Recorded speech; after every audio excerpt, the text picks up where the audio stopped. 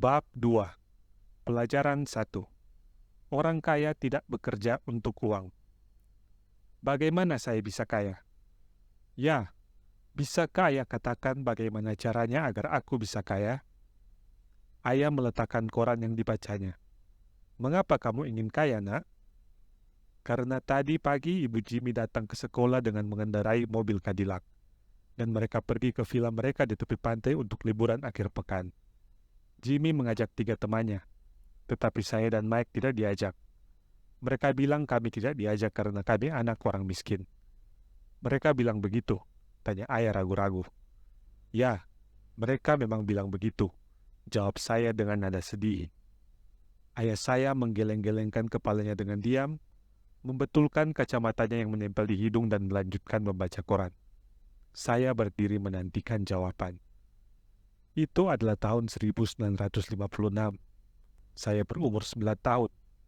Karena nasib, saya masuk ke sekolah negeri yang sama tempat orang kaya menyekolahkan anaknya. Hasil utama perkebunan kota kami adalah tebu. Manajer perkebunan dan orang kota lainnya yang berpengaruh, seperti dokter, pemilik perusahaan, dan bankir, menyekolahkan anak mereka ke sekolah ini, dari kelas 1 sampai 6. Setelah kelas 6, anak-anak mereka biasanya dikirim ke sekolah swasta. Karena keluarga kami tinggal di satu sisi jalan itu, saya pun ke sekolah itu. Seandainya saya tinggal di sisi lain jalan itu, saya pasti akan pergi ke sekolah yang berbeda, dengan anak-anak dari keluarga yang lebih seperti keluarga saya. Setelah kelas 6, anak-anak itu dan saya akan melanjutkan ke SMP dan SMU negeri. Tidak ada sekolah swasta untuk mereka atau untuk saya. Akhirnya ayah saya menurunkan korannya. Saya yakin dia berpikir keras. Begini, nak. Dia mulai dengan pelan. Kamu ingin kaya. Kamu harus belajar untuk menghasilkan uang. Bagaimana saya menghasilkan uang? Tanya saya. Ya, gunakan otak, Bunak, katanya sambil tersenyum. Yang sebenarnya berarti, hanya itu yang bisa ayah katakan kepadamu. Atau ayah tidak tahu jawabannya. Jadi jangan membuat ayah malu. Membentuk rekanan. Keesokan paginya saya memberitahu sahabat terbaik saya, Mike, apa yang dikatakan ayah saya. Saya dan Mike adalah anak miskin di sekolah kami karena hal itu memang sudah nasib kami. Seseorang telah menentukan garis batas wilayah sekolah, dan kami terpaksa masuk ke sekolah yang muridnya adalah anak-anak orang kaya. Kami tidak sungguh-sungguh miskin, tetapi kami merasa miskin karena semua anak lelaki lain mempunyai sarung tangan baru, sepatu baru, sepeda baru, pokoknya semuanya baru. Ibu dan ayah memberi kami kebutuhan dasar saja, seperti makan, tempat tinggal, pakaian. Tapi ya begitulah. Ayah saya selalu mengatakan, jika kamu menginginkan sesuatu, bekerjalah untuk mendapatkannya. Kami menginginkan banyak hal, tetapi tidak ada banyak pekerjaan yang tersedia untuk anak berumur 9 tahun. Jadi, apa yang harus kita lakukan untuk menghasilkan uang? Tanya Mike. Aku tidak tahu, kata saya. Tetapi maukah kamu menjadi partnerku?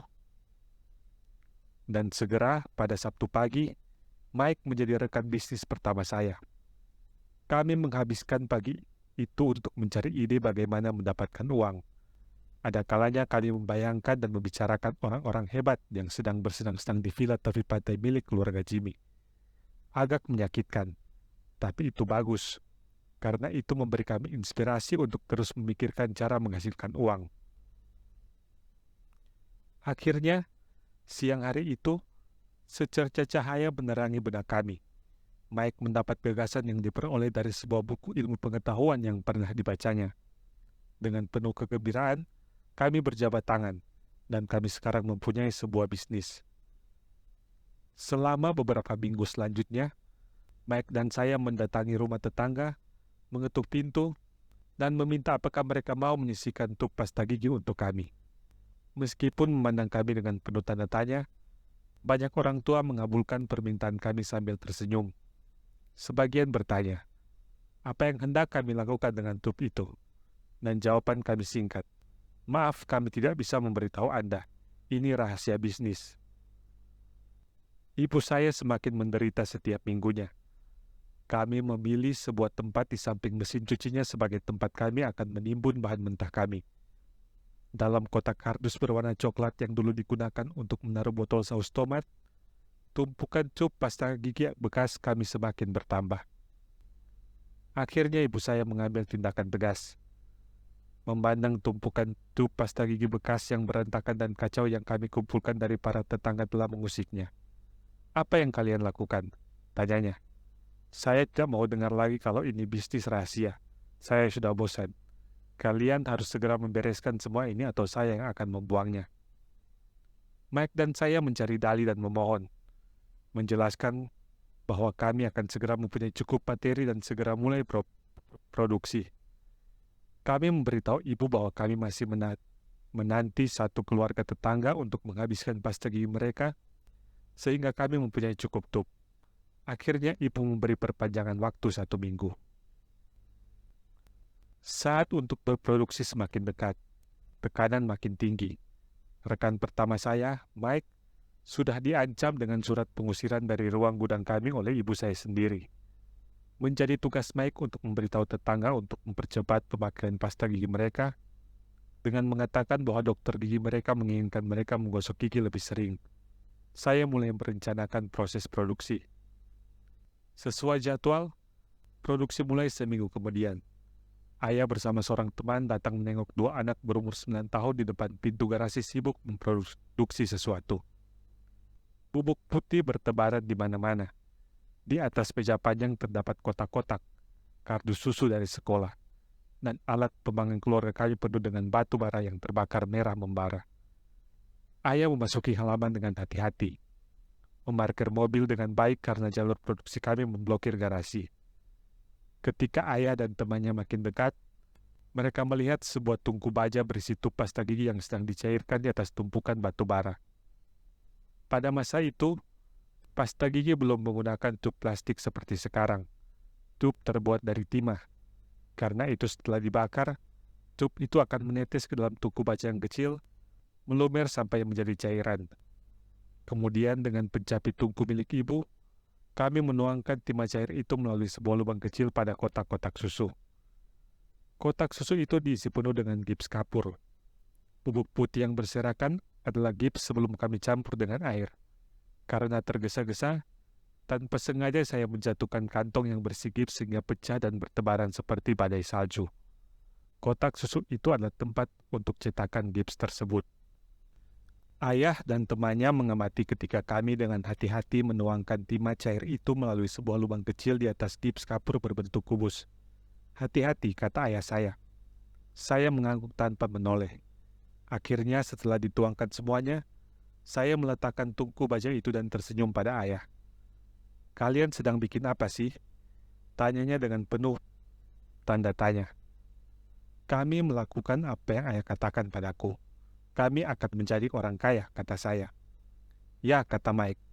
Sambil menyeringai dan menganggukkan kepalanya, "Kami adalah rekan bisnis."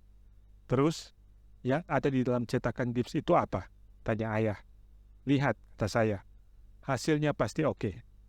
Dengan sebuah palu kecil, saya mengetuk-ketuk segel yang mengunci kotak cetakan itu. Dengan hati-hati, saya menarik cetakan gips bagian atas dan jatuhlah sebuah logam. "Ya Tuhan," kata ayah saya. "Kalian mencetak uang koin dari timah?" "Betul," kata Mike. "Kami melakukan apa yang ayah katakan pada kami. Kami akan menghasilkan uang." Teman ayah langsung tertawa terbahak-bahak. Ayah saya tersenyum dan menggeleng-gelengkan kepalanya. Selain api dan sekotak cup pasta gigi bekas, di depannya berdiri 2 bocah laki-laki berlepotan debu putih dan tertawa lebar-lebar. Dia meminta kami untuk meletakkan semuanya dan duduk dengannya di tangga depan rumah kami. Sambil tersenyum, dia menjelaskan dengan halus apa arti kata memalsu. Impian kami pun hancur. "Maksud Bapak ini ilegal?" tanya Mike dengan suara bergetar. "Biarkan saja mereka mengerjakan itu," kata teman ayah saya. "Mungkin mereka mengembangkan bakat alami." Ayah membelak-belakan mata padanya. "Ya, ini ilegal," kata ayah saya lembut. "Tapi kalian telah memperlihatkan kreativitas yang besar dan pikiran yang orisinil. Kalian harus maju terus. Saya sangat bangga pada kalian. Dengan kecewa, saya dan Mike duduk berdiam diri sekitar 20 menit sebelum kami mulai membersihkan tempat yang sangat kotor dan berantakan karena perbuatan kami itu. Bisnis ini berakhir pada hari pembukaan. Sambil menyapu taburan gips, saya menatap Mike dan berkata, "Saya kira Jimmy dan teman-temannya benar. Kita ini orang miskin." Saya mengatakan hal itu tepat ketika ayah saya akan pergi. "Nak," katanya, "kalian miskin hanya kalau kalian menyerah. Hal yang paling penting adalah bahwa kalian sudah melakukan sesuatu. Saya sangat bangga pada kalian berdua. Saya akan mengatakannya lagi. Maju terus, jangan berhenti, pantang menyerah." Mike dan saya berdiri membisu. Itu adalah kata-kata manis, tapi kami tetap tidak tahu harus berbuat apa. "Jadi mengapa ayah tidak kaya?" tanya saya. "Karena saya memilih untuk menjadi guru sekolah. Guru sekolah sama sekali tidak berpikir untuk menjadi kaya. Kami hanya senang mengajar. Saya berharap dapat membantu kalian, tetapi saya sungguh-sungguh tidak tahu bagaimana menghasilkan banyak uang." Mike dan saya berbalik dan kembali membersihkan sampah dan debu yang berserakan. "Saya tahu," kata ayah, "jika kalian ingin belajar bagaimana menjadi kaya, jangan tanya pada saya. Bicaralah pada ayahmu, Mike." "Ayah saya?" tanya Mike dengan wajah diteguk. "Ya, ayahmu," ulang ayah saya dengan tersenyum. "Ayahmu dan saya mempunyai bengkel yang sama, dan si bengkel itu menceritakan pada saya tentang ayahmu dengan penuh semangat. Berulang kali dia mengatakan pada saya bahwa ayahmu brilian dalam soal menghasilkan uang." "Ayah saya?" Mike bertanya lagi dengan penuh kesangsian. "Lantas kenapa kami tidak mempunyai mobil dan rumah yang bagus seperti yang dimiliki anak-anak kaya di sekolah?" "Mobil dan rumah yang bagus tidak berarti kamu kaya atau kamu tahu bagaimana cara menghasilkan banyak uang," jawab ayah saya. "Ayah Jimmy bekerja di perkebunan gula. Dia tidak banyak berbeda dari saya.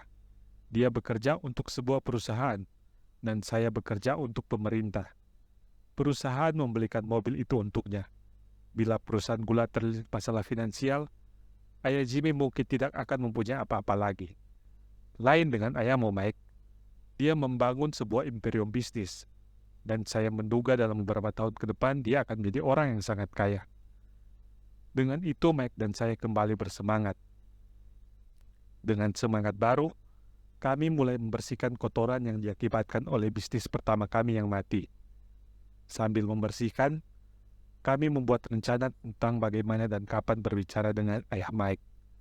Masalahnya adalah ayah Mike bekerja berjam-jam lamanya dan seringkali pulang ke rumah sampai larut malam.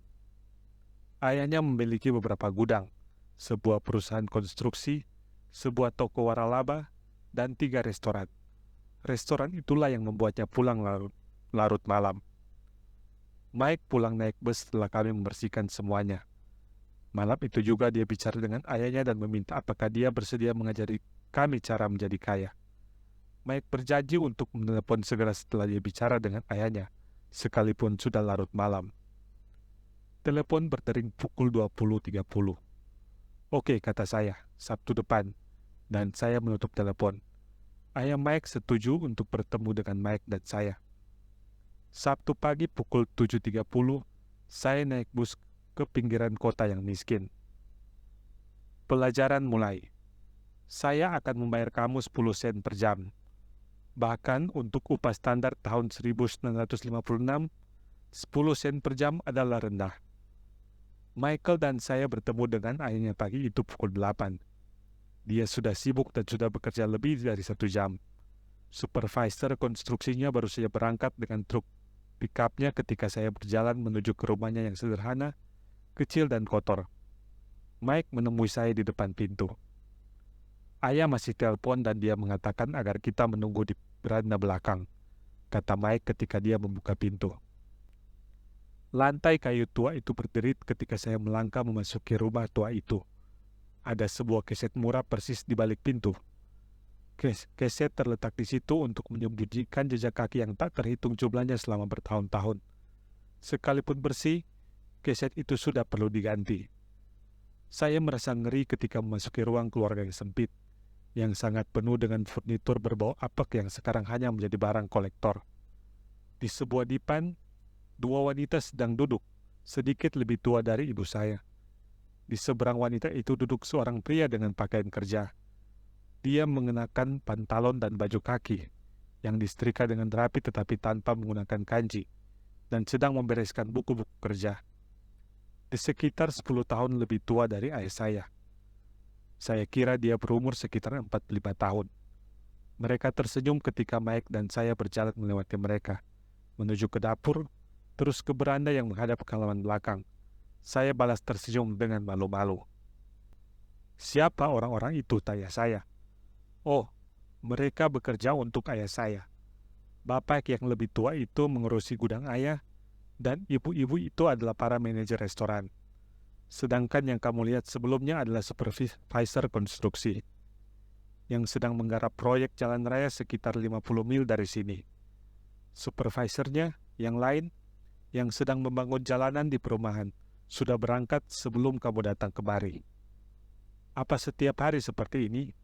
"Tidak selalu, tetapi sangat sering," kata Mike, sambil tersenyum ketika dia menarik sebuah kursi untuk duduk di samping saya. "Saya menanyakan pada ayah apakah dia mau mengajari kita cara menghasilkan uang," kata Mike. "Terus ayah mau bilang apa?" tanya saya dengan rasa ingin tahu. Ya, awalnya sih wajahnya kelihatan lucu. Kayaknya dia menahan geli. Lalu dia mengatakan bahwa dia mau memberi tawaran pada kita. "Oh ya?" kata saya sambil menggoyangkan kursi saya ke belakang sambil menyender di tembok. Saya duduk dengan menaikkan kedua kaki saya di atas kursi. Mike melakukan hal yang sama. "Kamu tahu tidak apa yang dia tawarkan?" tanya saya. "Tidak, tapi sebentar lagi kita akan tahu." Tiba-tiba ayah Mike membuka pintu beranda. Mike dan saya langsung meloncat berdiri, bukan karena rasa hormat tetapi karena kami kaget. "Apa kalian sudah siap?" tanya ayah Mike sambil menarik kursi untuk duduk bersama kami. Kami menganggukkan kepala kami sambil menarik kursi menjauh dari tembok untuk duduk di depannya. Ayah Mike adalah seorang pria besar, tinggi sekitar 6 kaki dan berat 200 pound.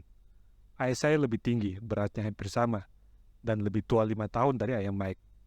Rupa mereka kelihatan mirip, meskipun bukan dari etnis yang sama. Mungkin semangat mereka sama. "Mike bilang kamu ingin belajar menghasilkan uang. Benar begitu, Robert?"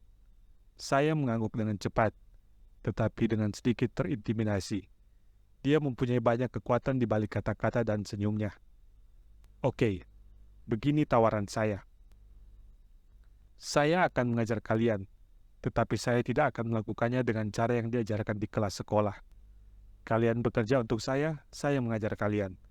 Kalian tidak bekerja untuk saya tidak akan mengajar kalian. Saya dapat mengajar kalian lebih cepat jika kalian bekerja, dan saya cuma membuang-buang waktu jika kalian hanya mau duduk dan mendengarkan, seperti yang kalian lakukan di sekolah. Itu tawaran saya. Kalian boleh menerimanya atau meninggalkannya." Apakah saya boleh bertanya lebih dulu?" tanya saya.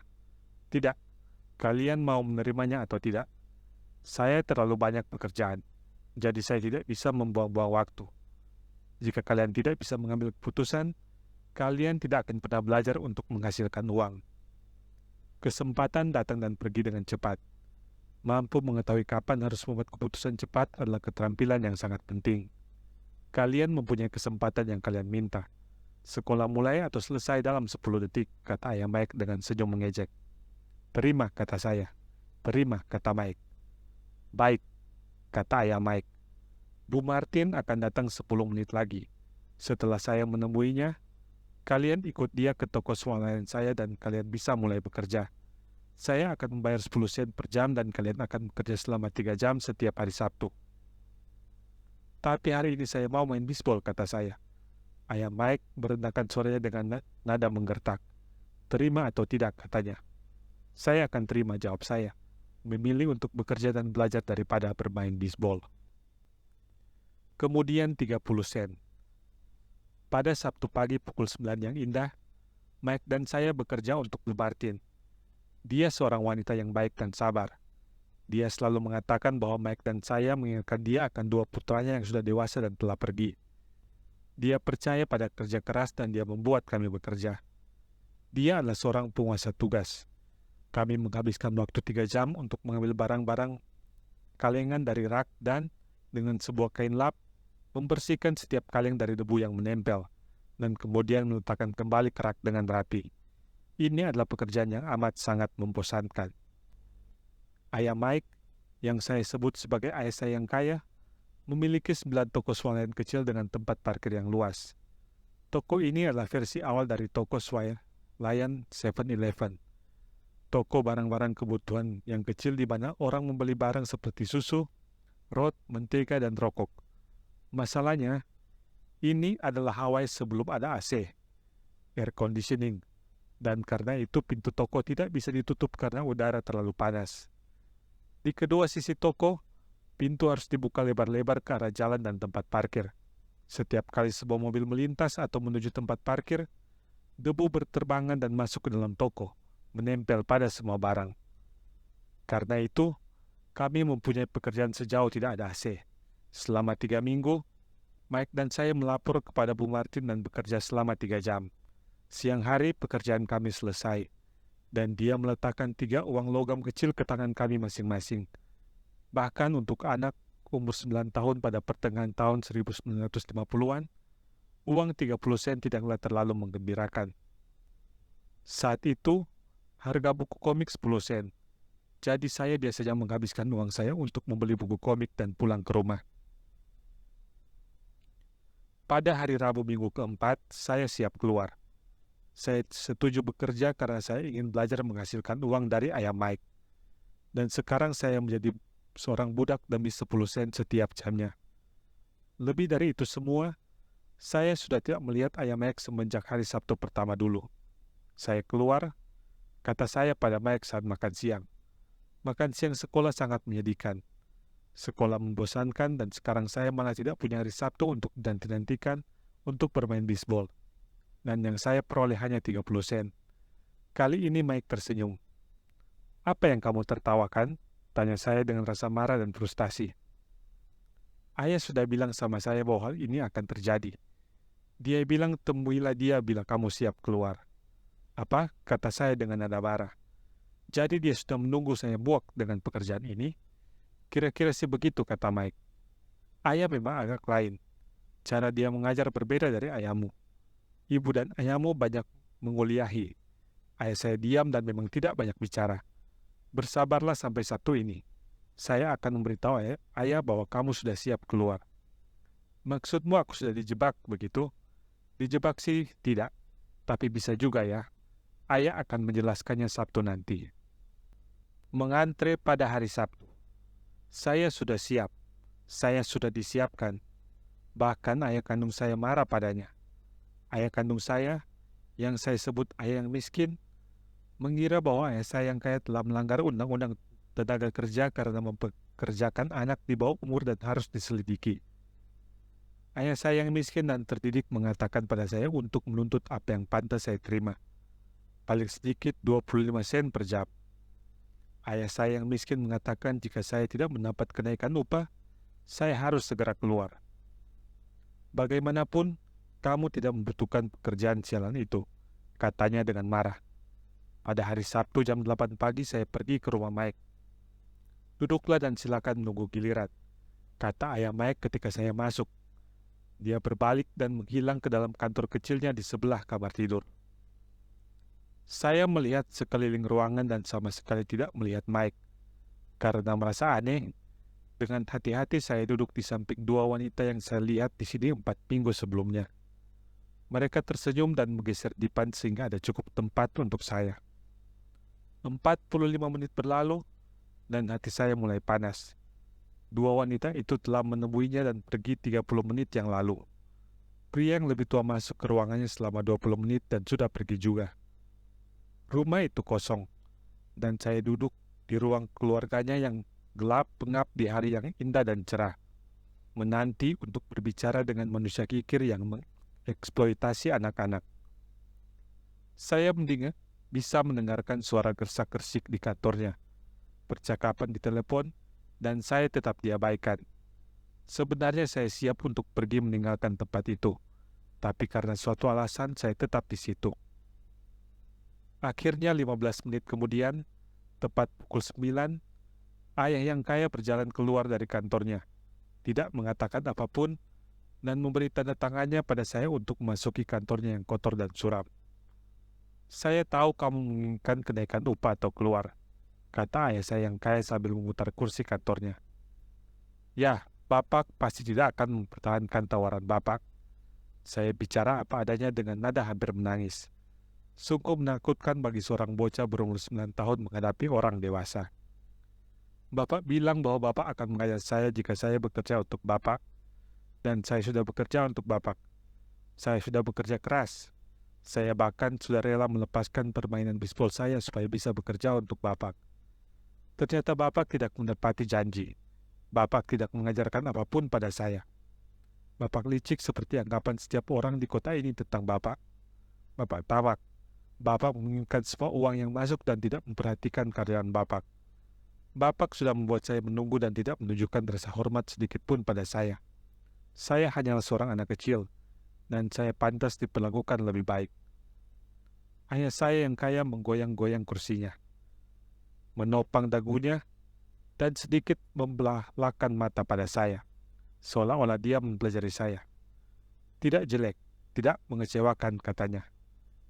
"Dalam waktu kurang dari 1 bulan, suaramu sudah seperti kebanyakan karyawan saya." "Apa?" tanya saya. Saya sungguh tidak mengerti apa yang dia omongkan. Karena itu saya terus mengeluh. "Saya pikir Bapak mau mempertahankan tawaran Bapak dan mengajari saya. Ataukah Bapak ingin menyiksa saya? Itu sadis namanya. Itu sungguh-sungguh kejam." "Saya sedang mengajari kamu," katanya tenang. "Apa yang Bapak sudah ajarkan pada saya?" "Tidak ada sama sekali," kata saya dengan marah. "Bahkan Bapak tidak berbicara pada saya semenjak saya setuju bekerja dengan upah 10 sen per jamnya." "Hah, saya mestinya melaporkan Bapak pada pemerintah." "Bapak tahu kita mempunyai undang-undang tenaga kerja anak. Bapak tahu bahwa ayah saya bekerja untuk pemerintah." "Wow," kata ayah saya yang kaya. "Sekarang kamu sangat mirip dengan kebanyakan orang yang dulu bekerja untuk saya. Orang-orang yang saya pecat atau mereka sendiri keluar." "Jadi apa yang harus Bapak katakan?" Saya menuntut, merasa agak berani untuk seorang bocah kecil. "Bapak bohong pada saya. Saya sudah bekerja untuk Bapak, dan Bapak tidak menepati janji. Bapak tidak mengajari saya apapun." "Bagaimana kamu tahu kalau saya tidak mengajarkan apapun pada kamu?" tanyanya dengan tenang. "Ya, karena Bapak tidak pernah bicara pada saya. Saya sudah bekerja selama 3 minggu, dan Bapak tidak mengajarkan apapun," kata saya dengan setengah menangis. "Apakah mengajar berarti berbicara atau menguliahi?" tanyanya. "Iya, memang begitu kan," jawab saya. "Begitulah cara mereka mengajarmu di sekolah," katanya sambil tersenyum. "Tetapi hidup tidak mengajarmu dengan cara demikian. Dan saya akan mengatakan bahwa hidup adalah guru terbaik dari semuanya. Seringkali, hidup tidak bicara pada kamu. Hidup hanya menggoda atau mempermainkan kamu. Dalam setiap godaan hidup mengatakan, 'Bangun, ada sesuatu yang aku ingin kamu pelajari.'" "Dia sebenarnya omong apa sih?" tanya saya dalam hati. Hidup yang mempermainkan saya adalah hidup yang sedang berbicara pada saya. Sekarang saya tahu saya harus meninggalkan pekerjaan saya. Saya berbicara dengan seorang yang perlu dibungkam. Jika kamu mempelajari pelajaran kehidupan, kamu akan melakukannya dengan baik. Jika tidak, hidup hanya akan mempermainkan kamu.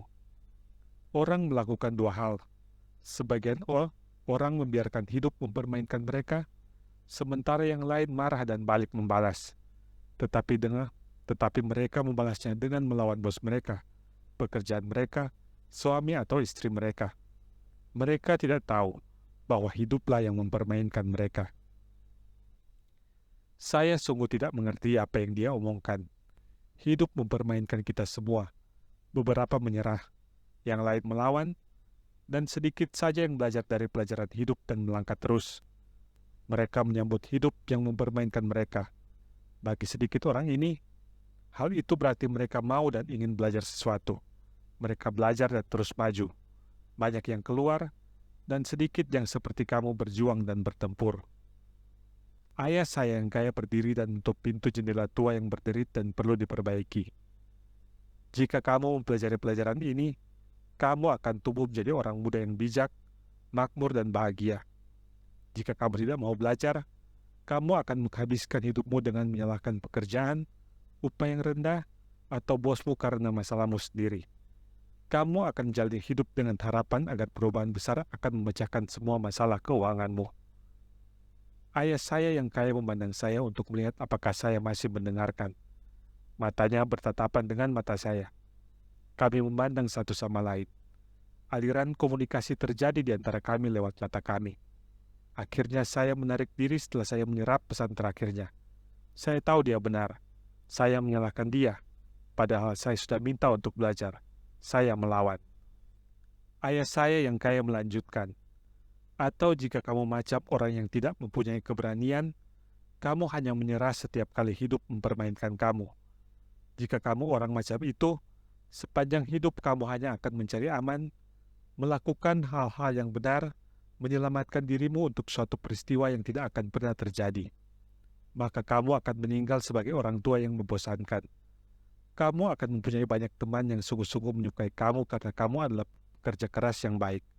Kamu menghabiskan hidupmu dengan cara yang aman, dengan melakukan hal yang benar. Tetapi yang sebenarnya adalah, kamu membiarkan kehidupan membuatmu tunduk, menyerah. Jauh di lubuk hati kamu ngeri untuk mengambil resiko.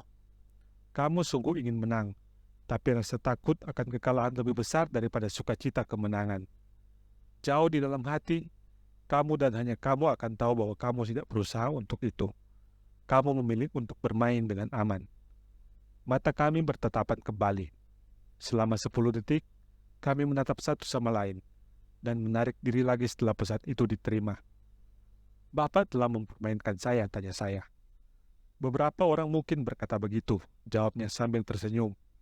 Saya akan mengatakan bahwa saya baru saja memberimu suatu cita rasa kehidupan. Cita rasa kehidupan apa, tanya saya. Masih dengan rasa kesal, tapi sekarang penuh rasa ingin tahu, bahkan siap untuk belajar. Kamu dan Mike adalah orang pertama yang pernah meminta saya untuk mengajarkan cara menghasilkan uang. Saya mempunyai lebih dari 150 karyawan, dan tidak seorang pun dari mereka pernah meminta atau menanyai saya mengenai apa yang saya tahu tentang uang. Mereka hanya meminta sebuah pekerjaan dan gaji, tetapi tidak pernah meminta mengajar mereka tentang uang. Jadi, kebanyakan akan menghabiskan tahun-tahun terbaik hidup mereka untuk bekerja demi uang, tetapi tidak sungguh-sungguh memahami untuk apa mereka bekerja. Saya duduk sambil mendengarkan penuh perhatian. Maka ketika Mike mengatakan pada saya bahwa kamu ingin belajar cara menghasilkan uang, saya memutuskan untuk merancang suatu kursus yang mendekati kehidupan real. Saya bisa saja berbicara sampai wajah saya membiru, tetapi kamu tidak akan mendengarkan satu hal pun. Jadi saya memutuskan untuk membiarkan hidup sedikit mempermainkan kamu sehingga kamu bisa mendengarkan saya. Itu sebabnya saya hanya membayar kamu 10 sen per jam. Jadi pelajaran apa yang saya dapat dari bekerja hanya demi 10 sen per jam? Tanya saya. Bahwa Bapak bermoral rendah dan mengeksploitasi karyawan Bapak. Ayah saya yang kaya tertawa terbahak-bahak dan tubuhnya terguncang. Akhirnya setelah tawanya berhenti, dia berkata, kamu harus mengubah sudut pandangmu. Berhentilah menyalahkan saya. Jangan memikirkan bahwa sayalah masalahnya. Jika kamu berpikir sayalah masalahnya, maka kamu harus mengubah saya. Jika kamu menyadari bahwa kamulah masalahnya, maka kamu dapat mengubah dirimu. Belajarlah sesuatu dan tumbuh lebih bijaksana. Kebanyakan orang menginginkan orang lain di dunia untuk berubah kecuali diri mereka sendiri. Saya katakan, lebih mudah untuk mengubah diri Anda daripada mengubah setiap orang lain atau mengharapkan orang lain berubah. Saya tidak mengerti maksud Bapak, kata saya. Jangan menyalahkan saya karena masalahmu, kata ayah saya yang kaya, semakin tidak sabar. Tetapi Bapak hanya membayar saya 10 sen. Jadi apa yang kamu pelajari? Tanyanya sambil tersenyum. Bahwa Bapak bermula rendah, memalukan, kata saya dengan sedikit menyeringai. Nah, kamu pikir sayalah masalahnya, katanya. Tapi benar kan? Baiklah. Silakan kamu pelihara sikap itu dan kamu tidak akan belajar apapun. Simpanlah sikap bahwa sayalah masalahnya dan lihat apa yang kamu miliki. Begini, jika Bapak tidak membayar saya lebih tinggi, atau memperlihatkan respek lebih besar dan mengajar lebih banyak pada saya akan keluar. Usul yang bagus, kata ayah saya yang kaya. Dan persis seperti itulah yang dilakukan oleh kebanyakan orang. Mereka keluar dan mencari pekerjaan lain, peluang yang lebih bagus, dan upah yang lebih tinggi, karena berpikir bahwa sebuah pekerjaan baru atau upah yang lebih tinggi akan menyelesaikan masalah mereka. Dalam banyak kasus, ternyata tidak demikian. Jadi apa yang akan memecahkan masalah? Tanya saya. Menerima begitu saja uang 10 sen yang amat kecil ini dan tersenyum? Ayah saya yang kaya tersenyum. Itulah yang dilakukan oleh banyak orang. Mereka dengan pasrah hanya menerima slip gaji karena tahu bahwa tanpa itu, mereka sekeluarga akan kesulitan secara finansial. Tetapi hanya itu yang mereka lakukan. Menanti kenaikan upah dengan berpikir bahwa uang yang lebih banyak akan memecahkan masalah. Kebanyakan hanya menerimanya, dan sebagian mencari pekerjaan sambilan untuk bekerja lebih keras, tetapi lagi-lagi menerima upah yang kecil. Saya duduk memandangi lantai, mulai memahami pelajaran yang diberikan oleh ayah saya yang kaya. Saya bisa merasakan inilah rasanya kehidupan. Akhirnya, saya memandang ke atas lagi dan bertanya lagi. Jadi apa yang akan memecahkan masalah? Ini, katanya sambil menepuk kepala saya perlahan-lahan. Benda ini antara kedua telingamu ini. Pada saat itulah ayah saya yang kaya membagikan sudut pandang yang sangat penting yang memisahkan dan membedakan dia dari para karyawannya dan ayah saya yang miskin, dan menuntut dia untuk akhirnya menjadi orang terkaya di Hawaii sementara ayah saya yang berpendidikan tinggi tapi miskin bersusah payah secara finansial seumur hidupnya. Satu sudut pandang itulah yang membuat segalanya berbeda sepanjang hidupnya. Ayah saya yang kaya mengatakan berulang kali sudut pandang ini, yang saya sebut pelajaran nomor 1. Orang miskin dan kelas menengah bekerja untuk uang. Orang kaya mempunyai uang yang bekerja untuk mereka. Orang miskin dan kelas menengah bekerja untuk uang. Orang kaya mempunyai uang yang bekerja untuk mereka. Pada hari Sabtu pagi yang cerah ini, saya belajar sebuah sudut pandang yang sama sekali berbeda dari apa yang diajarkan pada saya oleh ayah saya yang miskin. Pada umur 9 tahun, saya tumbuh dengan kesadaran bahwa kedua ayah saya itu menginginkan saya belajar. Keduanya mendorong saya untuk studi, tetapi bukan hal yang sama. Ayah saya yang berpendidikan tinggi merekomendasikan agar saya melakukan apa yang telah dia lakukan. Nak, saya ingin kamu belajar keras, memperoleh angka dan ranking yang baik, sehingga kamu bisa mendapatkan sebuah pekerjaan yang aman dan terjamin di sebuah perusahaan besar. Dan pastikan itu mempunyai keuntungan yang luar biasa. Ayah saya yang kaya menginginkan saya untuk belajar tentang bagaimana uang bekerja, sehingga saya dapat membuat uang itu bekerja untuk saya. Pelajaran ini akan saya pelajari lewat hidup dengan bimbingannya, bukan karena ruang kelas. Ayah saya yang kaya melanjutkan pelajaran pertama saya. Saya senang kamu marah tentang bekerja demi 10 sen per jam. Jika kamu tidak marah dan dengan senang menerimanya, saya pastilah akan mengatakan bahwa saya tidak dapat mengajarimu. Kamu tahu, belajar yang sebenarnya membutuhkan energi, gairah, hasrat yang membara. Amarah adalah bagian besar formula itu, karena gairah adalah kombinasi cinta dan amarah. Bila menyangkut soal uang, kebanyakan orang ingin bermain aman dan merasa terjamin. Jadi gairah tidak menggairahkan manusia, tapi rasa takutlah yang mengarahkan manusia. Jadi itukah alasannya mengapa mereka menerima pekerjaan dengan upah yang rendah? Tanya saya. Ya, kata ayah saya yang kaya. Sebagian orang mengatakan saya mengeksploitasi orang karena saya tidak membayar sebanyak seperti perkebunan gula atau pemerintah. Saya bilang orang-orang itu mengeksploitasi diri mereka sendiri. Ini adalah ketakutan mereka, bukan ketakutan saya. Tetapi tidakkah Bapak merasa bahwa Bapak seharusnya membayar mereka lebih banyak? Tanya saya. Oh, tidak harus. Lagi pula, uang atau upah yang lebih besar tidak akan memecahkan masalah. Lihat saja ayahmu. Dia menghasilkan banyak uang, tetapi tetap saja dia tidak bisa membayar tagihannya. Kebanyakan orang, bila diberi uang lebih banyak, utangnya pun akan semakin banyak. Jadi itu sebabnya 10 sen per jam, kata saya, sambil tersenyum. Itu adalah bagian dari pelajaran ini. Benar, ayah saya yang kaya tersenyum. Kamu lihat, ayahmu pergi ke sekolah dan memperoleh pendidikan yang hebat, sehingga dia bisa memperoleh pekerjaan yang berupah tinggi. Tapi dia masih punya masalah keuangan karena dia tidak pernah belajar apapun tentang uang di sekolah. Dan masalah yang terpenting, dia percaya pada bekerja demi uang. Sedangkan Bapak tidak demikian, tanya saya. Tidak, tidak sepenuhnya, kata ayah saya yang kaya. Jika kamu belajar untuk bekerja demi uang, maka tinggallah di sekolah. Itu adalah tempat yang bagus untuk melakukan hal itu. Tetapi jika kamu ingin belajar bagaimana mempunyai uang yang bekerja untuk kamu, saya akan mengajarkan hal itu padamu. Tetapi hanya jika kamu ingin dan mau belajar. Tidakkah setiap orang ingin belajar hal itu, tanya saya. Tidak, katanya. Karena jauh lebih mudah untuk bekerja demi uang, terutama jika rasa takut adalah emosi utamamu bila membahas masalah uang. Saya tidak mengerti, kata saya dengan dahi berkerut. Sekarang kamu tidak perlu khawatir atau pusing soal ini. Kamu cukup mengetahui bahwa rasa takutlah yang membuat kebanyakan orang bekerja pada satu pekerjaan. Takut kalau tidak bisa membayar rekening mereka. Takut kalau dipecat. Takut tidak mempunyai cukup uang. Takut untuk memulai kembali. Itulah harga studi untuk mempelajari sebuah profesi atau trade perdagangan. Dan kemudian bekerja untuk uang. Kebanyakan orang menjadi budak uang dan kemudian marah pada bos mereka. Jadi, belajar mempunyai uang yang bekerja untuk Bapak adalah cara belajar yang sama sekali berbeda, tanya saya. Benar sekali, jawab ayah saya yang kaya. Mutlak benar. Kami duduk dalam diam pada Sabtu pagi yang indah di Hawaii. Teman-teman saya tentunya baru saja memulai pertandingan bisbol liga kecil mereka. Tetapi karena satu alasan, saya sekarang bersyukur karena memutuskan untuk bekerja demi 10 sen per jam.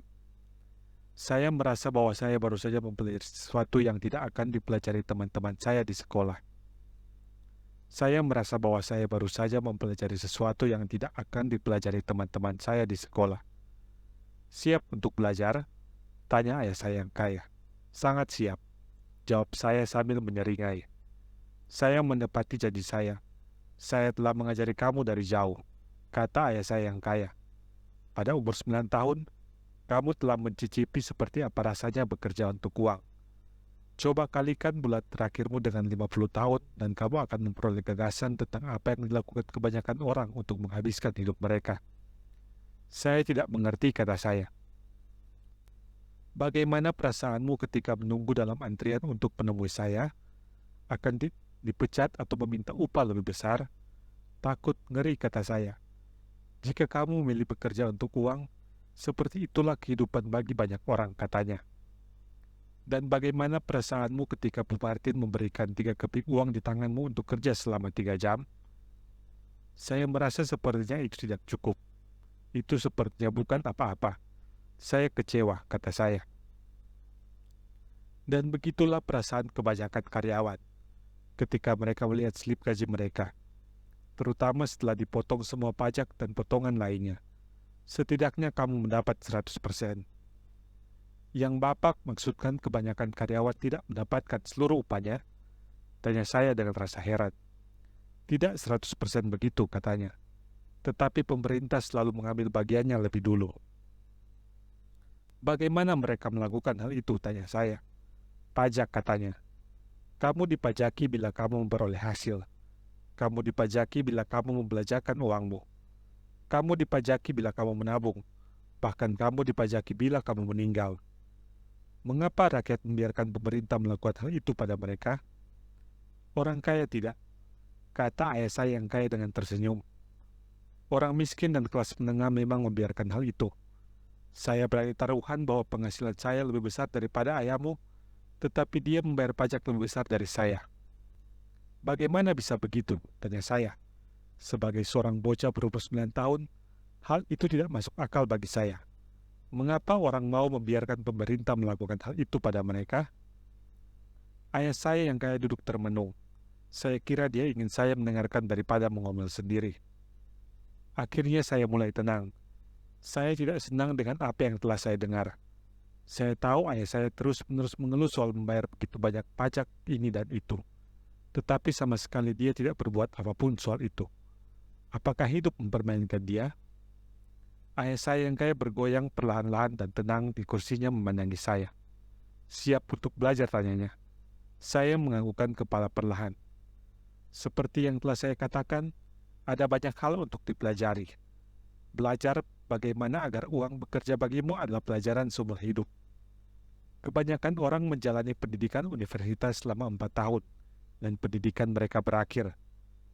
Saya telah tahu bahwa studi saya tentang uang akan terus berjalan sepanjang hidup saya. Karena semakin banyak saya menyelidiki, semakin banyak pula yang perlu saya ketahui. Kebanyakan orang tidak pernah mempelajari hal ini. Mereka pergi bekerja, memperoleh slip gaji mereka, menyeimbangkan buku cek mereka, dan selesai.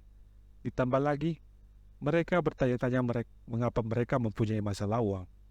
Kemudian mereka berpikir bahwa uang yang lebih banyak akan memecahkan masalah. Hanya sedikit yang menyadari bahwa masalahnya adalah mereka kurang dalam hal pendidikan finansial. Jadi ayah saya mempunyai masalah pajak karena dia tidak mengerti soal uang. Saya bertanya dengan bingung. Begini katanya, pajak hanyalah satu bagian kecil tentang belajar bagaimana memiliki uang yang bekerja untukmu. Sekarang, saya hanya ingin mengetahui apakah kamu masih bergairah untuk belajar tentang uang. Kebanyakan orang tidak. Mereka ingin pergi ke sekolah, mempelajari suatu profesi, bersenang-senang di tempat kerja mereka, dan menghasilkan banyak uang. Suatu hari mereka bangun dengan masalah keuangan yang besar, dan kemudian mereka tidak dapat berhenti bekerja. Itulah harga bila hanya mengetahui bagaimana bekerja demi uang, alih-alih belajar tentang bagaimana agar uang bekerja untukmu. Jadi, apakah kamu masih punya gairah untuk belajar? Tanya ayah saya yang kaya. Saya menganggukkan kepala.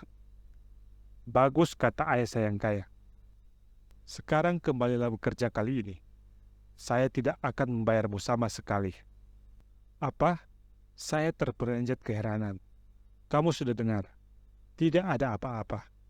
Kamu akan bekerja selama 3 jam seperti biasa setiap hari Sabtu, tetapi kali ini kamu tidak akan dibayar 10 sen per jam. Kamu bilang kamu ingin belajar untuk tidak bekerja demi uang.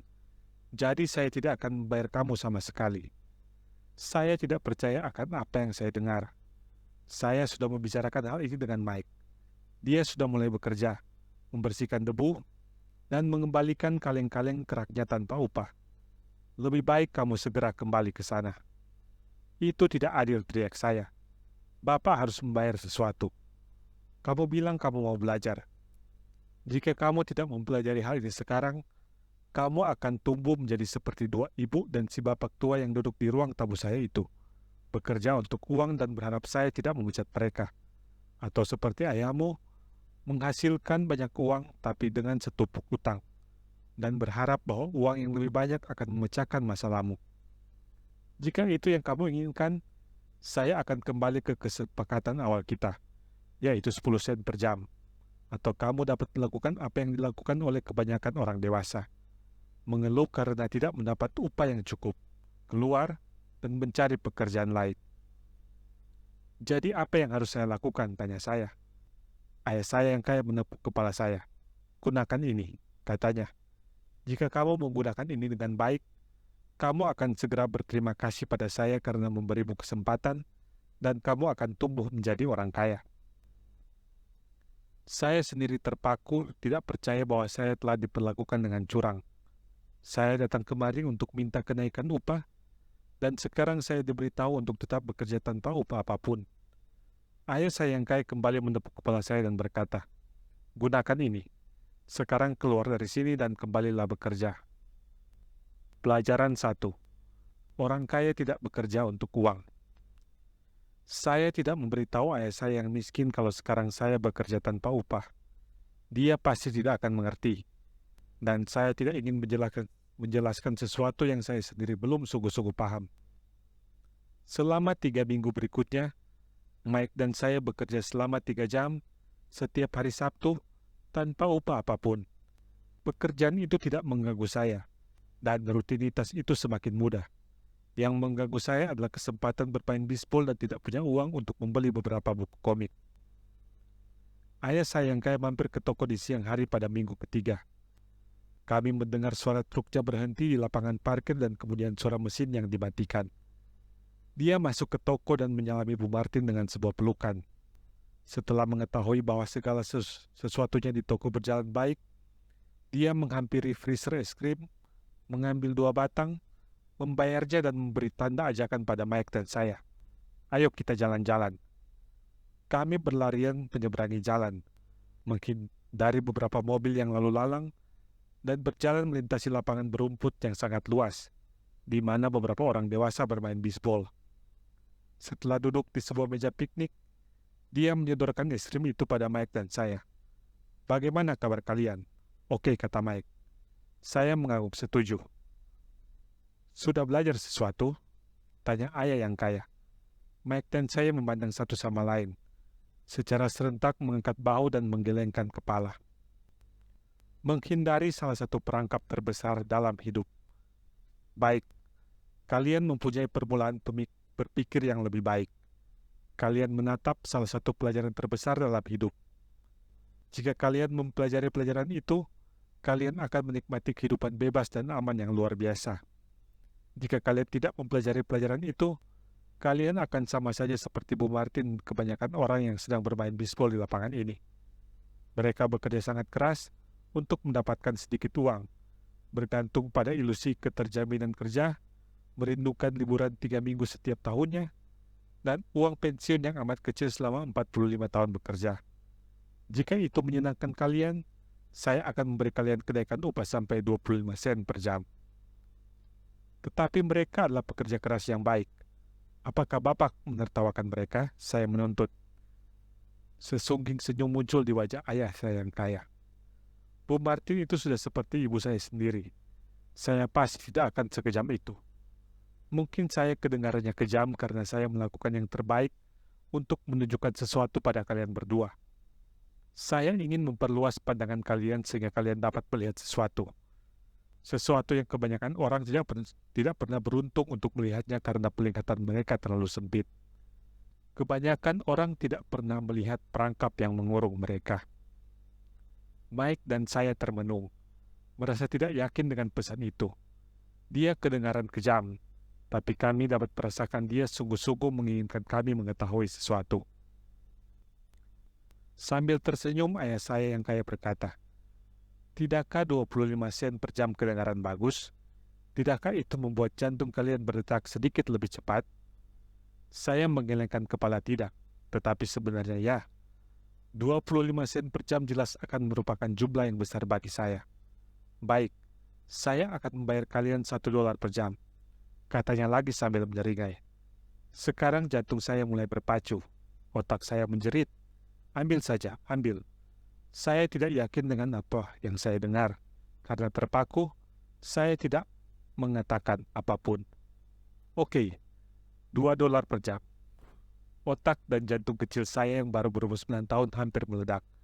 Bagaimanapun juga, saat itu adalah tahun 1956 dan diberi upah $2 per jam akan menjadikan saya anak terkaya di dunia. Saya tidak dapat membayangkan memperoleh uang sebanyak itu. Saya ingin mengatakan ya. Saya menginginkan transaksi itu. Saya bisa melihat sepeda baru, sarung tangan bisbol baru, dan pujian teman-teman ketika saya memperlihatkan uang cash. Lebih dari itu semua, Jimmy dan teman-temannya yang kaya tidak akan pernah dapat menyebut saya miskin lagi. Tapi entah kenapa mulut saya tetap terkunci. Mungkin otak saya terlalu panas dan meledak, tetapi jauh di lubuk hati, saya sangat menginginkan uang $2 itu. Es krim sudah mencair dan meleleh di tangan saya. Gagang es krim itu sudah kosong, dan di bawah berceceran coklat dan vanila yang dinikmati oleh semut. Ayah saya yang kaya menatap dua bocah yang menatap balik padanya. Mata terbuka lebar dan otak kosong. Dia tahu dia sedang menguji kami, dan dia tahu ada bagian dari emosi kami yang ingin menerima transaksi itu. Dia tahu bahwa setiap manusia mempunyai bagian jiwa yang lemah dan amat miskin yang bisa dibeli. Dan dia tahu bahwa setiap manusia juga mempunyai bagian jiwa yang kuat dan penuh dengan ketetapan hati yang tidak bisa pernah dibeli. Ini hanyalah masalah tentang yang mana yang lebih kuat. Dia sudah menguji ribuan jiwa dalam hidupnya. Dia menguji jiwa setiap kali dia mewawancarai seorang yang datang mencari pekerjaan. Oke, $5 per jam. Tiba-tiba kesunyian merebak di dalam diri saya. Sesuatu telah berubah. Tawaran itu terlalu besar dan kedengarannya mengejek. Tidak banyak orang dewasa di tahun 1956 bisa menghasilkan lebih dari $5 per jam. Godaan hilang dan ketenangan timbul. Perlahan-lahan saya berputar ke kiri untuk menatap Mike. Dia menatap balik. Bagian jiwa saya yang lemah dan miskin terdiam. Bagian diri saya yang tidak punya harga mengambil alih. Ada ketenangan dan kepastian tentang uang yang memasuki otak dan jiwa saya. Saya tahu Mike juga memahami hal itu. Bagus, kata ayah saya yang kaya dengan lembut. Kebanyakan orang mempunyai harga. Dan mereka mempunyai harga karena emosi manusia yang disebut ketakutan dan ketamakan. Pertama, takut hidup tanpa uang memotivasi kita untuk bekerja keras. Dan kemudian setelah kita mendapat slip gaji, ketamakan atau nafsu berpikir mengajak kita untuk mulai berpikir tentang semua hal indah yang bisa dibeli dengan uang. Pola itu pun kemudian dibentuk. Pola apa, tanya saya? Pola bangun, bekerja, membayar tagihan. Bangun, bekerja, membayar tagihan. Kehidupan mereka pun selamanya digerakkan dan dijalankan oleh dua emosi, ketakutan dan ketamakan. Tawarilah mereka uang lebih banyak, dan mereka pun meneruskan siklus itu dengan meningkatkan pengeluaran mereka. Inilah yang saya sebut perlombaan tikus. Apakah ada jalan lain, tanya Mike. Ya, kata ayah yang kaya perlahan-lahan. Tetapi hanya sedikit orang yang menemukannya. Apa itu, tanya Mike. Itulah yang saya harap akan kalian temukan ketika kalian bekerja dan belajar bersama saya. Itu sebabnya saya menyingkirkan semua bentuk upah. Ada petunjuk, tanya Mike. Kami agak capek bekerja keras, apalagi tanpa imbalan apapun. Ya, yang pertama adalah mengatakan kebenaran, katanya. Selama ini kami tidak berbohong, kata saya. Saya tidak mengatakan kalian berbohong. Saya berkata untuk mengatakan kebenaran, katanya lagi. Kebenaran tentang apa, tanya saya. Tentang bagaimana perasaan kalian, katanya. Kalian tidak harus mengatakannya pada seseorang, hanya pada diri kalian sendiri. Maksud Bapak, orang-orang di lapangan ini, orang yang bekerja pada Bapak, Ibu Martin, mereka tidak melakukan hal itu, tanya saya. Saya meragukannya, katanya. Sebaliknya, mereka merasa takut bila tidak mempunyai uang. Bukannya menghadapi ketakutan itu, mereka malah bereaksi dan bukan berpikir. Mereka bertindak secara emosional dan tidak menggunakan kepala mereka, kata ayah yang kaya sambil menepuk kepala kami.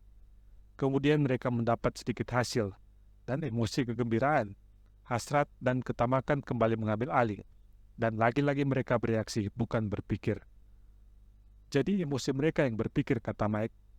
Tepat sekali, kata ayah yang kaya.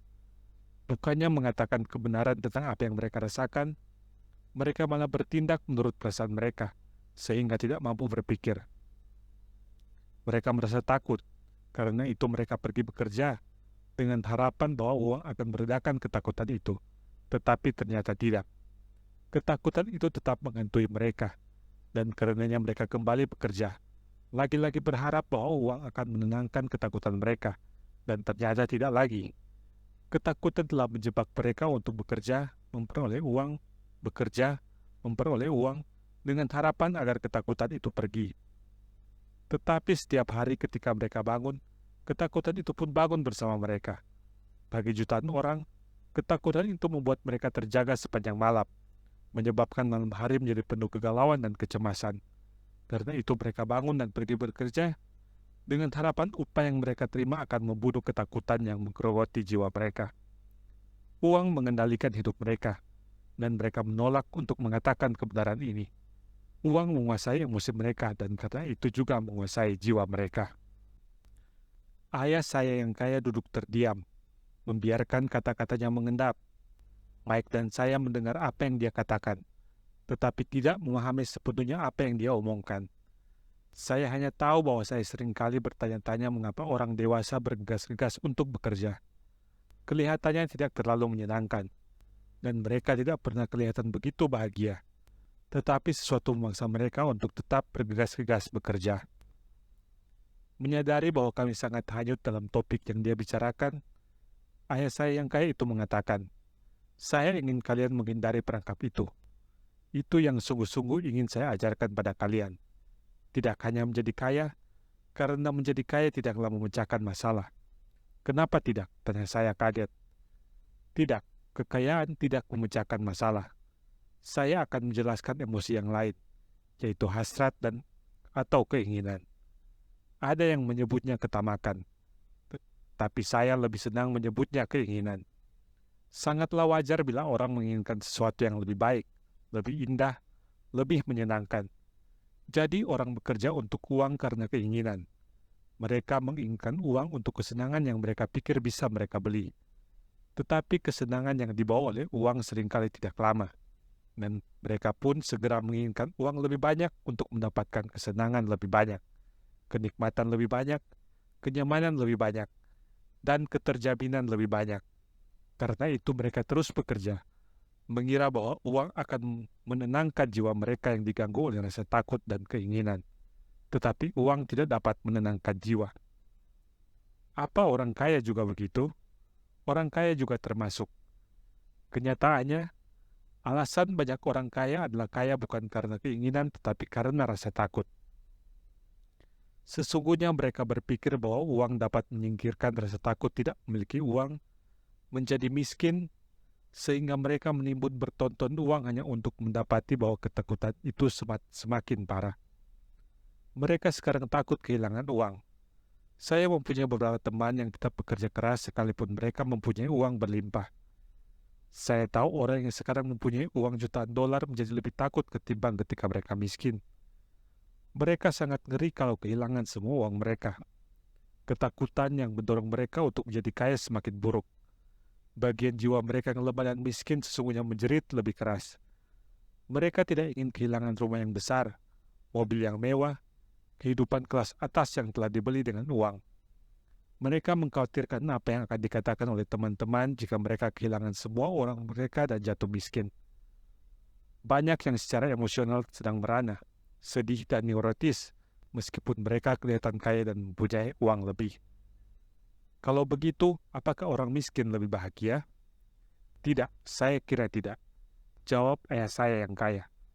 Menghindari uang itu sama gilanya seperti terikat pada uang. Sungguh aneh dan membingungkan.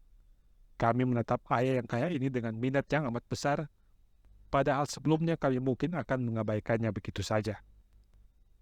Dia mengeluarkan uang $1 dari sakunya dan memberi isyarat pada seorang lelaki tua.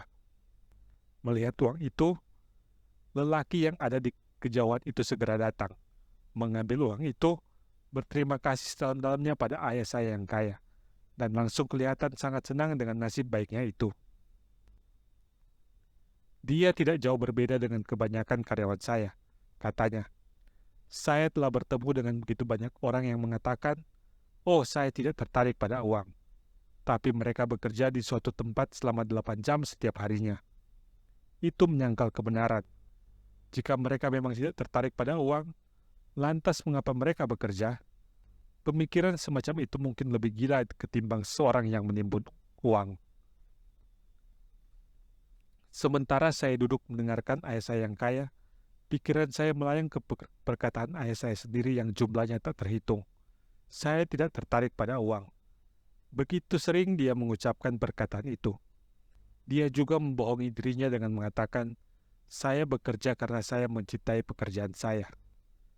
Jadi apa yang mesti kami lakukan? Tanya saya. Tidak bekerja untuk uang sampai semua jejak ketakutan dan ketamakan menyingkir. Tidak, itu akan membuang-buang waktu saya, kata ayah yang kaya.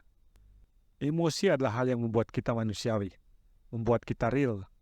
Kata emosi berarti energi dalam mosi atau gerakan. Bersikaplah jujur tentang emosimu, dan gunakan emosi dan pikiranmu untuk kepentinganmu, bukan untuk melawan dirimu. Wow, seru, baik. Jangan khawatir dengan apa yang barusan saya katakan. Itu akan masuk akal beberapa tahun lagi. Jadilah pengamat saja, bukan penentang terhadap emosimu. Kebanyakan orang tidak mengetahui bahwa emosi mereka yang berpikir. Emosi kalian adalah emosi kalian, tetapi kalian harus belajar menjalankan pikiran kalian sendiri. Apakah Bapak bisa memberikan sebuah contoh? Tanya saya. Bisa, jawabnya. Ketika seorang mengatakan, saya harus mendapatkan pekerjaan, itu lebih emosinya yang yang melakukan pikiran itu. Ketakutan tidak mempunyai uang menghasilkan pikiran itu. Tetapi orang jelas membutuhkan uang jika mereka punya tagihan yang harus dibayar, kata saya. Mereka memang butuh uang, katanya sambil tersenyum. Apa yang mau saya katakan adalah bahwa rasa takut itulah yang terlalu sering menjalankan pikiran. Saya tidak mengerti, kata Mike. Contohnya begini.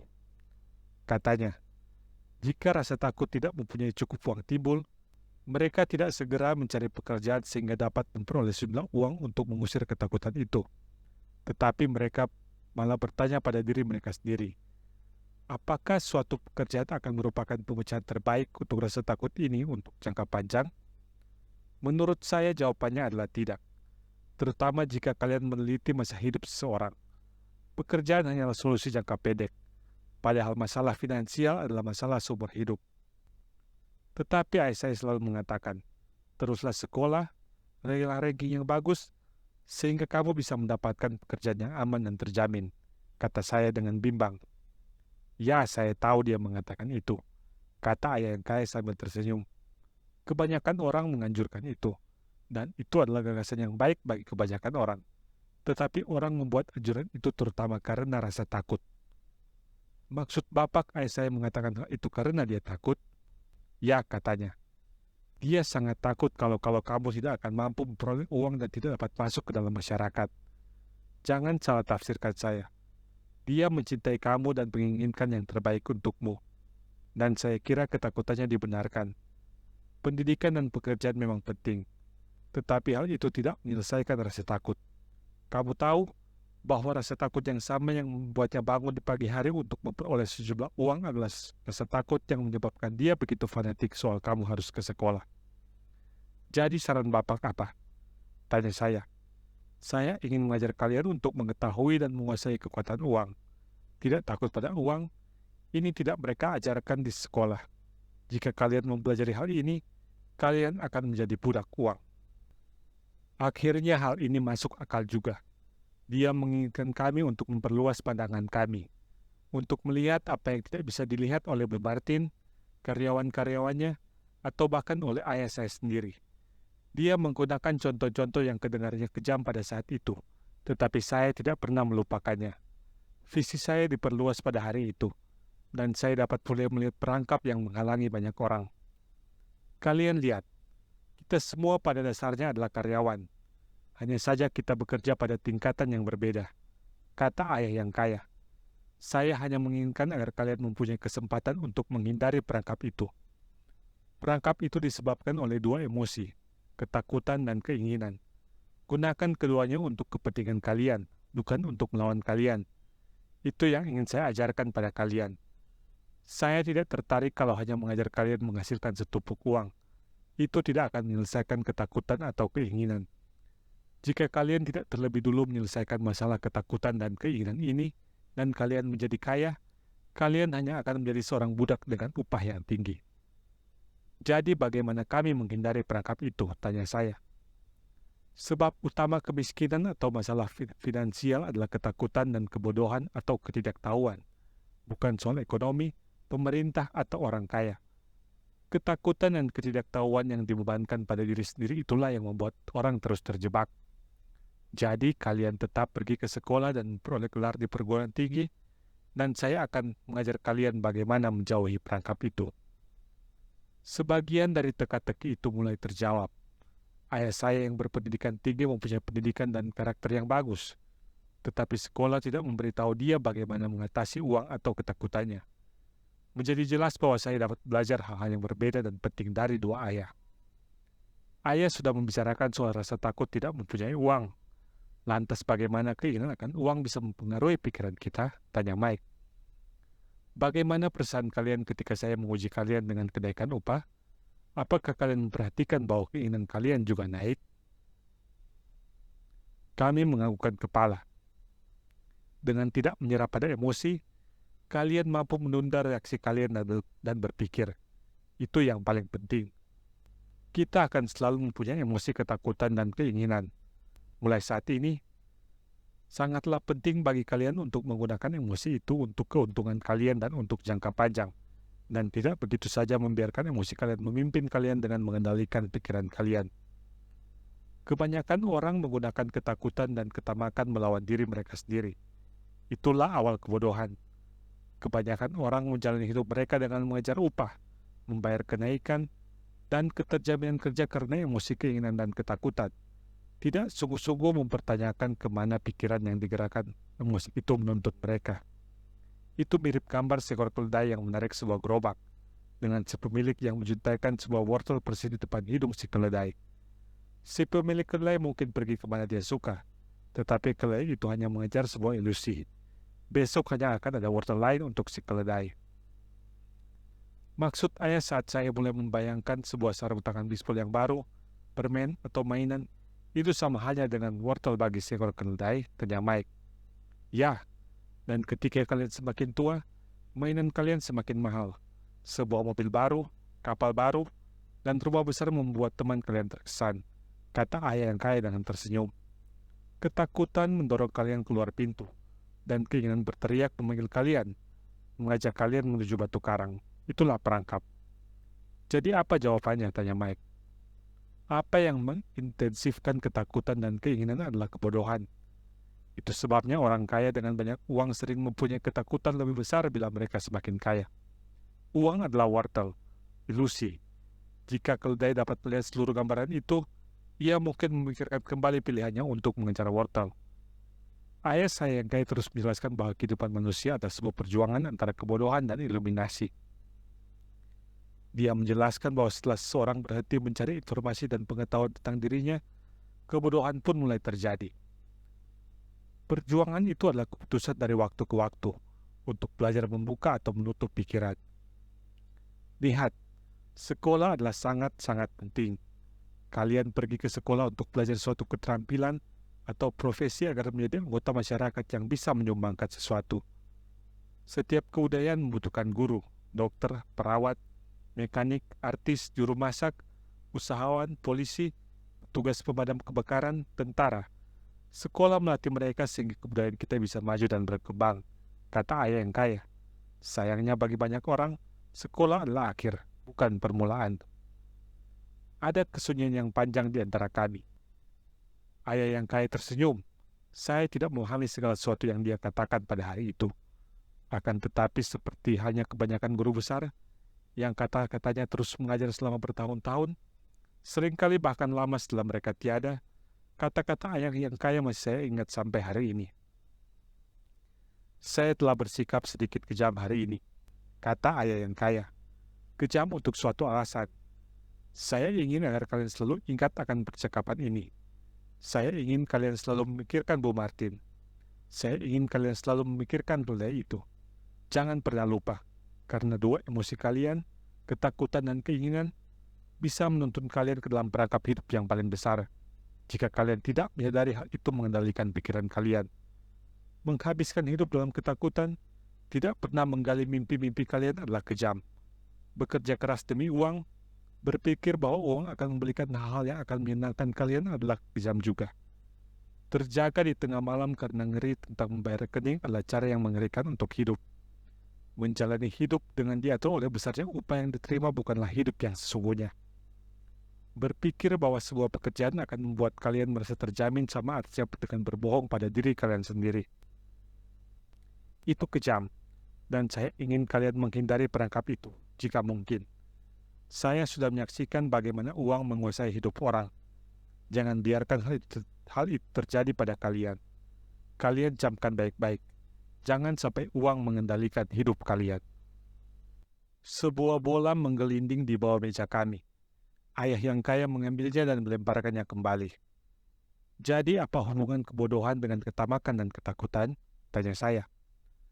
Karena kebodohan atau ketidaktahuan tentang uang itulah yang menyebabkan begitu banyak ketamakan dan ketakutan, kata ayah yang kaya. Saya akan memberi kalian beberapa contoh. Seorang dokter karena menginginkan uang lebih banyak untuk memenuhi kebutuhan keluarganya dengan lebih baik, menaikkan tarifnya. Dengan menaikkan tarifnya, itu membuat biaya perawatan kesehatan menjadi lebih mahal bagi setiap orang. Hal itu paling menyakiti orang miskin. Maka orang miskin kesehatannya lebih buruk daripada mereka yang punya uang. Karena para dokter menaikkan tarif mereka, pengacara pun menaikkan tarif mereka. Karena tarif pengacara naik, guru sekolah pun menginginkan kenaikan, yang akhirnya menaikkan pajak kita, dan seterusnya dan seterusnya. Segera setelah itu, akan ada jurang yang mengerikan antara yang kaya dan yang miskin, sehingga kekacauan pun pecah dan peradaban besar lainnya akan runtuh. Peradaban besar runtuh ketika jurang antara yang punya dan yang tidak punya atau yang kaya dan yang miskin sudah terlalu besar. Amerika ada di jalur yang sama. Sekali lagi membuktikan bahwa sejarah terulang kembali. Karena kita tidak belajar dari sejarah. Kita hanya mengingat tanggal dan nama sejarah, bukan pelajarannya. Bukankah harga-harga pun diandaikan naik? Tanya saya. Tidak. Dalam suatu masyarakat terdidik dengan pemerintah yang berjalan baik, harga seharusnya turun. Tentu saja, itu seringkali hanya benar dalam teori. Harga-harga naik karena ketamakan dan ketakutan yang disebabkan oleh kebodohan. Jika sekolah mengajar orang tentang uang, akan ada uang yang lebih banyak dan harga yang lebih rendah. Tapi sayangnya sekolahnya berfokus pada mengajar orang untuk bekerja demi uang, bukan bagaimana memanfaatkan kekuatan uang. Tetapi kita kan mempunyai sekolah bisnis, tanya Mike. Bukankah ayah mendorong saya untuk mengambil sekolah bisnis untuk mendapatkan gelar master saya? Ya, kata ayah yang kaya.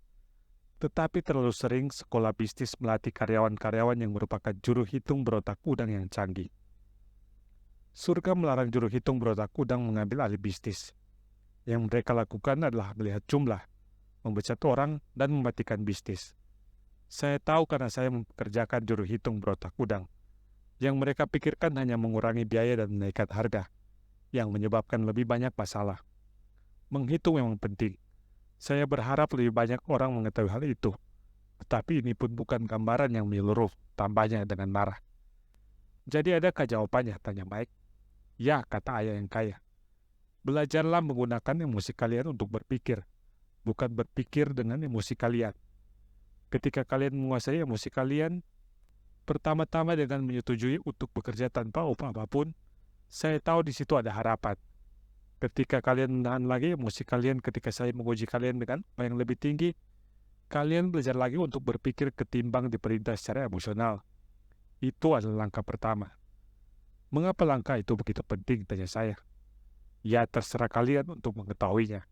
Jika kalian mau belajar, saya akan membawa kalian memasuki ladang yang penuh onak dan duri. Tempat di mana hampir setiap orang menghindarinya.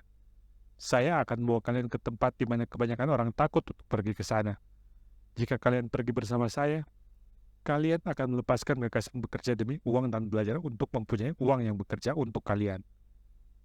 Apa yang akan kami peroleh bila kami pergi bersama Bapak?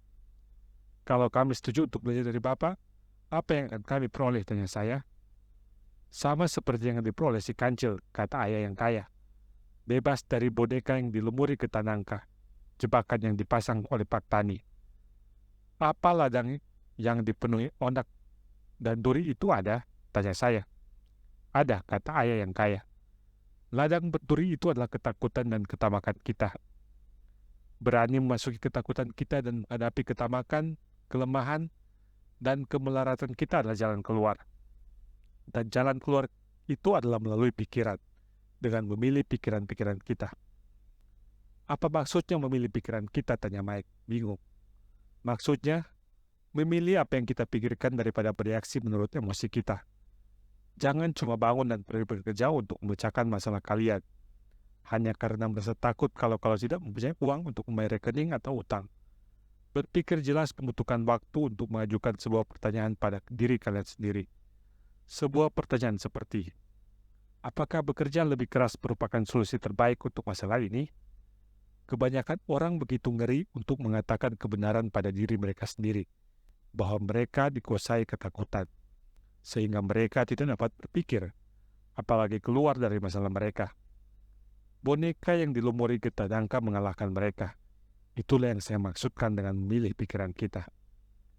Lalu kami harus bagaimana, tanya Mike. Itulah yang saya akan ajarkan pada kalian. Saya akan mengajar kalian untuk mempunyai sebuah pilihan pemikiran untuk dipertimbangkan, ketimbang bereaksi secara tolol, seperti menengah kopi kalian dan lari keluar rumah. Ingat apa yang baru saya katakan. Pekerjaan hanya solusi jangka pendek untuk masalah jangka panjang. Kebanyakan orang hanya mempunyai satu masalah dalam pikirannya, dan itu jangka pendek. Berbagai rekening dan tagihan pada akhir bulan adalah boneka yang dilumuri getah angka. Uang sekarang mengatur hidup mereka. Atau haruskah saya mengatakan rasa takut dan tidak tahu soal uang? Karena itu mereka berbuat sama seperti yang dulu dilakukan orang tua mereka. Bangun pagi setiap hari dan pergi bekerja untuk mencari uang. Tidak punya waktu untuk mengatakan, apakah ada cara lain? Sekarang emosi mereka menguasai pikiran, bukan kepala mereka. Bisakah ayah memberitahu perbedaan antara emosi yang berpikir dan kepala yang berpikir? Tanya Mike. Oh ya, saya mendengarnya sepanjang waktu, katanya. Saya mendengar hal seperti, memang setiap orang harus bekerja. Atau, orang kaya itu bajingan. Atau, aku akan mencari pekerjaan lain. Aku pantas mendapatkan kenaikan gaji. Kamu tidak bisa mempermainkan aku. Atau aku senang dengan pekerjaan ini karena terjamin. Dan bukan. Apakah ada sesuatu yang tidak saya pahami di sini? Saya memecahkan pikiran emosional dan memberi kalian waktu untuk berpikir secara jelas. Saya harus mengakui, ini adalah pelajaran besar yang tak boleh diabaikan. Mengetahui kapan seorang berbicara dari emosinya atau dari pikirannya yang jernih. Inilah pelajaran yang sangat membantu saya sepanjang hidup. Terutama ketika saya sendirilah orang yang berbicara dari reaksi dan bukan dari pikiran yang jernih. Ketika kami kembali ke toko, ayah yang kaya menjelaskan bahwa orang kaya sungguh-sungguh telah menghasilkan uang. Mereka tidak bekerja untuk uang.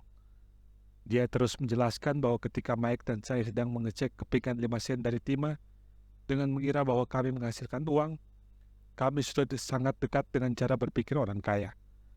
Masalahnya adalah ilegal bagi kami untuk melakukan hal itu. Legal bagi pemerintah dan bank untuk melakukannya, tetapi tidak bagi kami. Dia menjelaskan bahwa ada cara-cara legal untuk menghasilkan uang dan ada cara-cara tidak legal. Ayah saya yang kaya terus menjelaskan bahwa orang kaya tahu bahwa uang adalah sebuah ilusi. Tidak ada bedanya dengan wortel bagi seekor keledai. Hanya karena ketakutan dan ketamakan, maka ilusi tentang uang dipegang oleh jutaan orang dengan berpikir bahwa uang itu real. Uang dikejar mati-matian. Hanya karena ilusi keyakinan dan kebodohan massa bahwa hal itu tetap dipegang. Kenyataannya, katanya, dalam banyak cara wortel si keledai lebih bernilai daripada uang.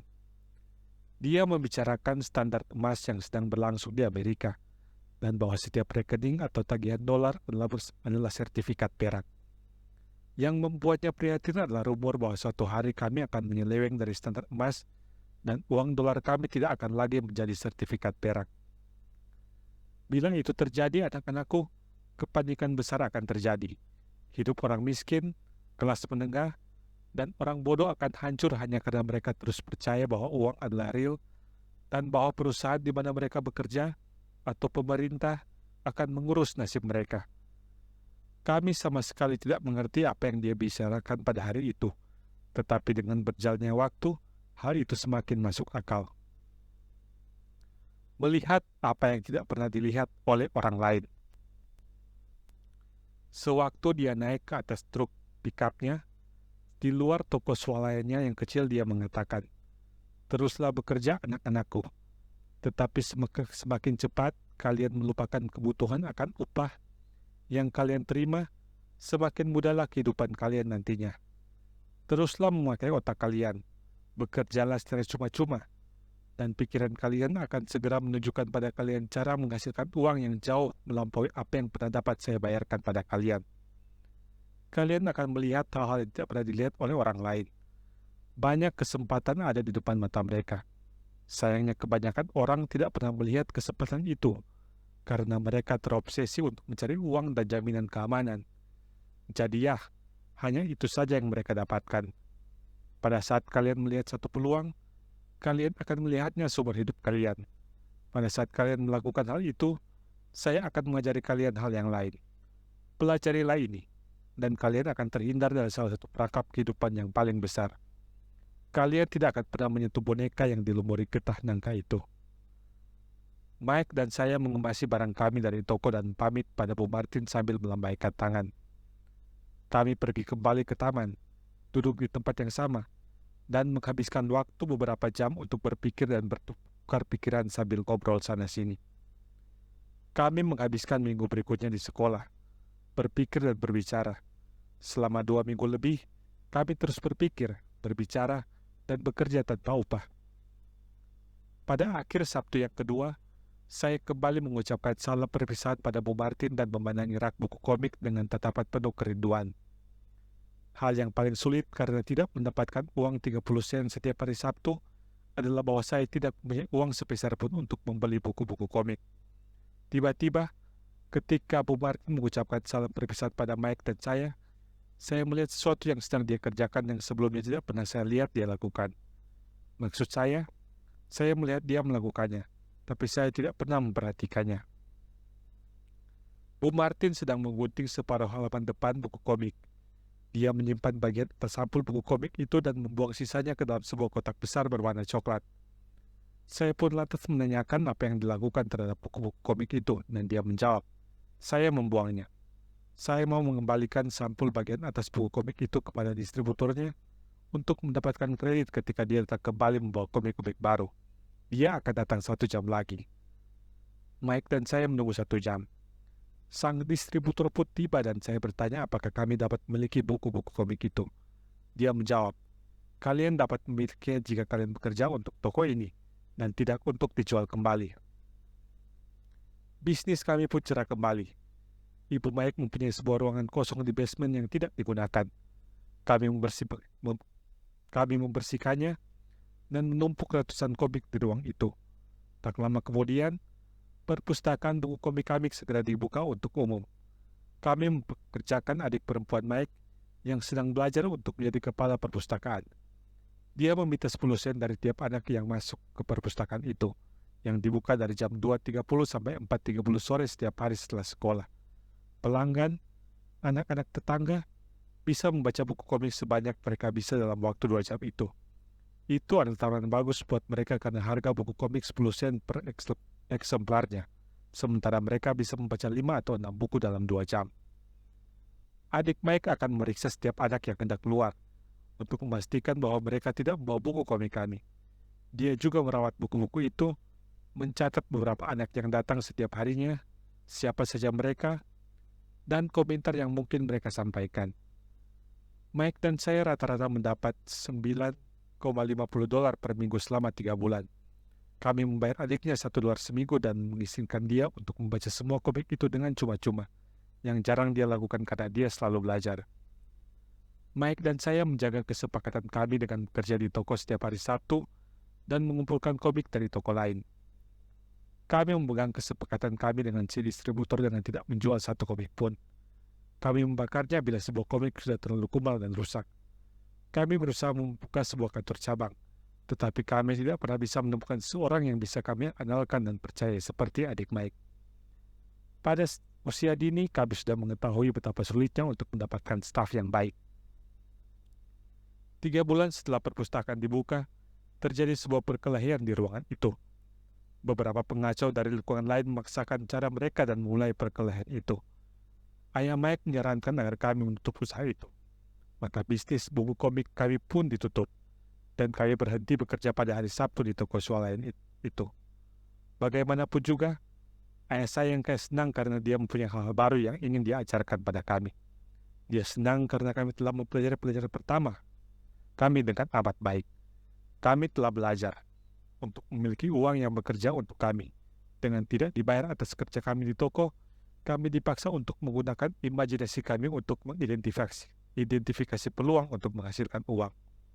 Dengan memulai bisnis kami sendiri, perpustakaan buku komik, kami menguasai masalah keuangan kami sendiri, tidak tergantung pada majikan. Bagian terbaik adalah bahwa bisnis kami menghasilkan uang untuk kami, bahkan ketika kami tidak hadir secara fisik di sana. Uang kami bekerja untuk kami. Ayah saya yang kaya tidak membayar kami dengan uang, tetapi memberi kami jauh lebih banyak.